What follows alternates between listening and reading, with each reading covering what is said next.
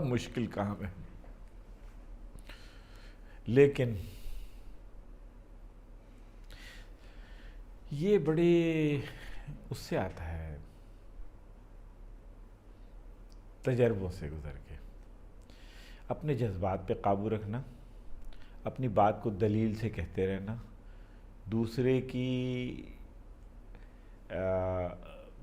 بلا دلیل باتوں کو سننا، اپنی دلیل کے اوپر کرتے رہنا. اصل مسئلہ یہ ہوتا ہے کہ ہم اوور آل، ہو سکتا ہے میرے سے بھی زندگی میں ایسا ہی ہوا ہو، میں اپنے آپ کو مبرہ نہیں کہتا، کہ جب جس سے آپ ڈسکشن کر رہے ہیں وہ کوئی بہت ہی غلط بات کرتا ہے تو آپ آسانی سے غصہ کر لیتے ہیں.